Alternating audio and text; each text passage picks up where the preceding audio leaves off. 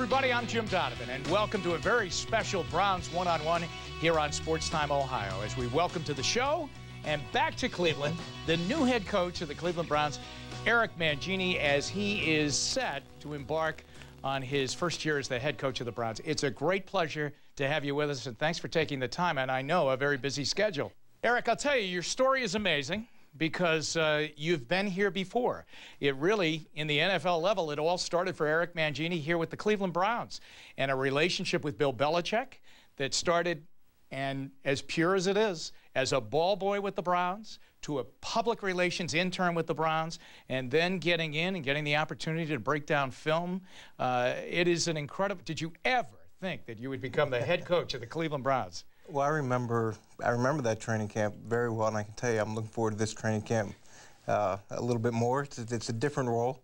And I remember walking through the locker room and looking at the coaches' lockers and thinking that's where I wanted to be. And it was just a matter of how to create that opportunity for myself.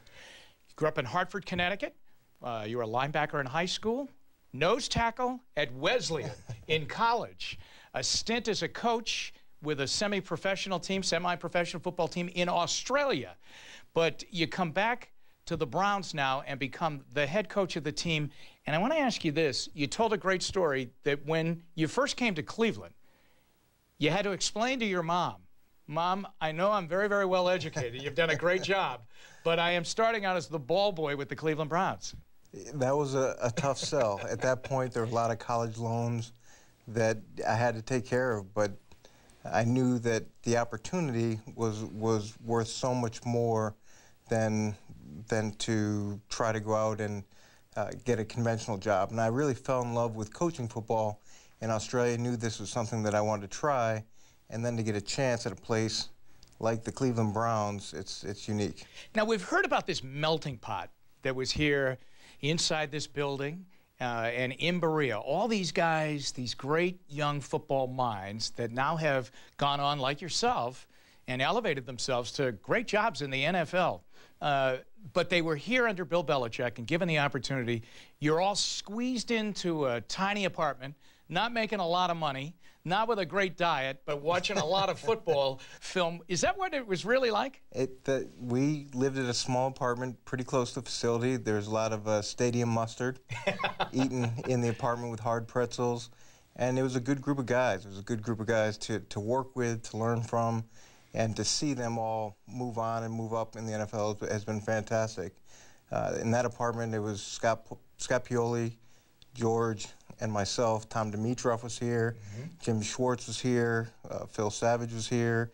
Mike Tannenbaum was here. That was when Ozzie had made his transition into the personnel side, and just seeing that growth. Kirk Ferentz, right on down the line, to learn from all those guys. Boy, that is amazing when you run down that list. But the George that you mentioned is now your general manager, George Kokinis. So were there times where you would all sit around and say, well, listen, when you get your team, or when you're the head coach of your team, or you're the head of personnel with your team, what are you going to do? No, none of us ever spoke like that. We kept pretty busy. The job kept us all very busy, and the one thing that we wanted to do was contribute any way possible to helping the team be successful. And Bill does an amazing job with finding PhDs, which poor, hungry, and driven, and then giving them a chance to prove that they belong, and cultivating them after they've shown that. If I'm correct, he kind of put you guys along the same path that he took, didn't he? I mean, his dad at Navy had him breaking down film and things like that, and that's how he had you guys start, right? That's how we started on the coaching side, was breaking down film, and then a lot of times he'd have you work on one side initially and then switch over sides so that you got exposure to both sides of the ball, as well as help out on special teams to make you as rounded as you possibly can be. Let me ask you this, Eric. When you finally did get to start coaching on staffs in the NFL, what was it like then taking that jump, and now you're really working with NFL players, and they are relying on you to teach them a new scheme, to get them prepared for a Sunday afternoon? I learned very early on that it doesn't matter what your age is. What players want to know is that you can help them be successful. You can put them in a position to succeed. And our focus was to try to learn as much as we could. And when we got the chance to interact with the players, whether it was the younger players that Bill would often pair us up with so that we could grow as coaches, we could help them grow as players, that's where you honed your craft. As we get set for this season and you're first on the job with the Browns, let me go back a little bit. Do you think that the stars were aligned maybe the right way? You were leaving the Jets. You certainly wanted to be a head coach again in the NFL. The Browns were looking for a new head coach. Randy was looking for a guy that understood the town and had NFL head coaching experience. And there you are. And the two of you hook up, and bingo, you're here. Do you think it kind of lined up perfectly for you? I think it lined up fantastic. And the chance to go meet with Randy early on and spend that time with him and get to know him and see his vision for the team and just get to know him and know how important it is to bring a champion to Cleveland. That was important to me as a candidate for the job.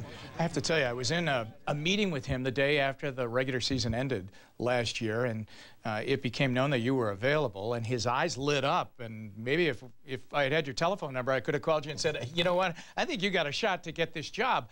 You did mention that after your interview, it was the longest wait, you said, to wait for that, you know, the final phone call that said you got the job. What was that like? Did you feel you did well in the interview? Did you feel you made a connection and that you'd get the call?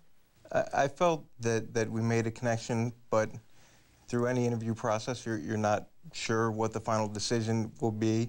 What was important to me was to go and share my thoughts, my vision, my philosophy, and to show them some of the things, the approaches that we had taken in New York, and try to articulate what we'd be doing in Cleveland if we got together. And it was a fit, and we begin to see how that fit works as the season starts to unroll itself. And when we come back at a very special Browns One-on-One with Browns head coach Eric Mangini here on Sports Time Ohio, 3 great names in NFL head coaching list: Parcells, Belichick, Mark Chibroda. Eric worked for them all. We'll talk about that next.